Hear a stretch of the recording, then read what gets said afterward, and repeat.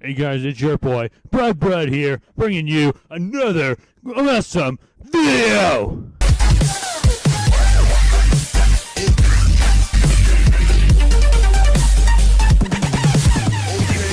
Hey guys, it's your boy Brad here, bringing you another awesome GOAT format video.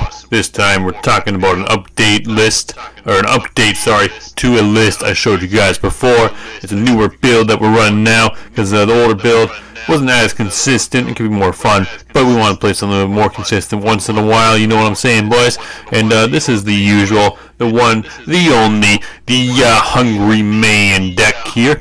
So this time around here, it's come more like a Chaos Burn kind of deck, I suppose. Still a mishmash of a bunch of different shit that I usually run in my decks and stuff like that, just for fun, right? I don't really care about winning, to tell you the truth. Just kind of to have fun is what I make the deck for. So this is the updated list here of what it looks like, boys. It's not too bad, I would say. It's the same old deck, you know, where you're trying to get a whole bunch of damage in and burn your opponent for it, also punishing them for drawing a million cards and all that, and using exchange for when they draw a million cards, or using the Jar Robber, the YOLO them, or the, you know, and all that stuff, right? The fun stuff, or whatever, right? So we'll go over the deck again there, boys. We'll do card by card now. So we'll start off here with our, we got one Big Shield Gardener this time around. I found when you're running more than one, you're just taking a lot of damage, and he's your only monster you're drawing. So I figured I'd replace him with some other monsters. That's why we put another Tribe in there, the Chaos Sorcerer as well.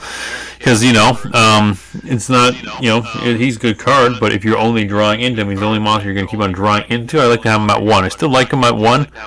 I'd like to have him at 2, but it's just tough sometimes, like I said, because you just keep on drawing into him. It's kind of annoying. So I keep him at 1 there. He does a little bit of burn damage once in a while, immune to the knock and all that, right? So it's pretty good. We got the one BLS, of course, the Breaker, the Magical Warrior. Another new one is the Chaos Sorcerer, because your Bishop Butcher is a dark, right? And you have Thunders, which are almost always going in the grave, and you got a decent amount of darks here with your Kaiku and your Sangin and your Dekoichi, right? So you got a decent amount of them, as well as Reflect Bounder and Warrior Lady being a light. So you're gonna be pretty consistent with this stuff, right? So you know, and sometimes if I just drew into Chaos Sork instead of like Big Shield or something like that, or like say VLS for example, but obviously VLS is at 1 in this shitty format, so you know, can only run one of it, obviously. So like, let's talk about Chaos Sork in there, you know, for the a little bit more consistent, right? And sometimes it can break you don't draw him and BLS, which is shit, but like late game you draw this and you're usually pretty good, right? So obviously we got the Cyberjar, that hasn't changed, and that's never coming out of this deck.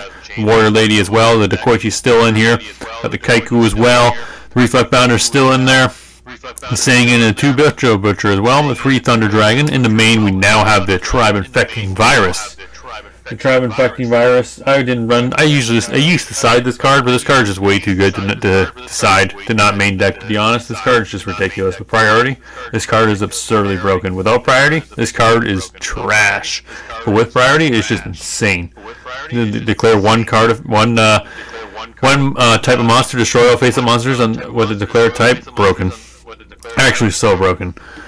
And I don't have the Serpent in here, but like you got your Thunders to discard, right? Or maybe you have a Dark or something like that, and or maybe you got your Exchange to bring it on, or your Minecon, or your Jar Robber or something like that, right? So like, I don't know. I think it's fine without the Serpent to put it in here. Maybe we'll throw a Serpent in here somewhere just because, but like, I don't know. We're not playing any Regeki Breaks or anything like that, so maybe not. Then we got the 3 Cold Wave, of course, the usual. The Exchange is per usual. 2 Giant Truna. You don't want to brick on 3, so I run 2 of them. 1 Grace of Charity, obviously. The Heavy Storm. The 1 Jar Robber. Cut it down to 1 Minecon now instead of 2, because it's a little bit bricky, right? So you got the 1 Minecon and the 1 knock. Minecon for basically anything to knock for the sets, to get rid of them. Especially if you know it's a spy and you want to get rid of it. The MST, obviously, you know, sometimes people will, when you're playing the knock, sometimes you can tell it's a spy because people will check their graveyard before they set it or whatever, right? And sometimes they'll just blind set it without doing anything.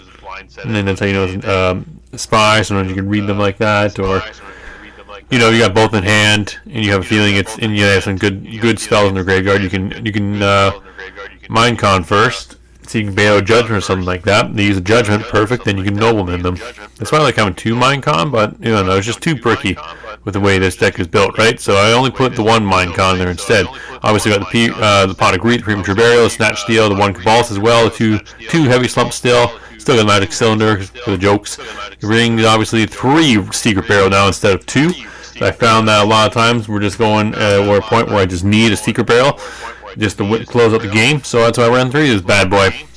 We still got the one judgment there for the occasional, like maybe you set like a jar, it goes off on your turn, and you get a whole bunch of advantage, and you can pretty much kill your opponent if they don't, or you can pretty much kill your opponent off a secret barrel, or maybe they have a way to get around secret barrel, and you can just solve judgment that, and GG, right? So, and then for the side, I don't think the side's much different from before. We got the 2 Berserk Guerrillas as per usual, the Cannon Soldier. I think we put 2 Cypher Soldiers in here now instead of just 1, because at the end of the day, you're just trying to deal damage. Warriors can be quite annoying at times, so this card's just good against them, because it deals a lot of damage as well if you can connect with it, which you probably can, because you got a decent amount of spell and trap removal, as well as the Cold Wave and all that, right? So, pretty good for that. The Panda as well, the usual tech, the Karibo, the Mystic Swordsman, the Zabor, the Brain Con, the Delinquent Duo when you want to get rid of the Heavy Slump and the Bristol Butchers, the second Mind Con for, sometimes it's good against the Chaos matchup, sometimes you just want a second Mind Con in there just so you can hit in faster and finish the game faster. You need your Mystic Walk, obviously, and 1 Royal Decree. And we of course have an extra deck there, a fusion deck rather, because you will get Metamorphosis occasionally with exchange. It might be your only hit if you're exchanging, you just got 2 Thunders in hand. Everything else is set or whatever, right? So, yeah, that's the deck there, boys. It's a little bit better. I think it's the best it is now. I mean, still not the best deck, obviously, but it's still a pretty fun deck. Maybe it has potential, maybe it doesn't. I don't know. I don't really care. But that's the deck there, guys. So, hope you enjoyed it. And I'll leave the deck list in the description below, as per usual. And, yeah, I hope you guys liked the video, liked the deck. I'll see you on the next one. Brud, signing out.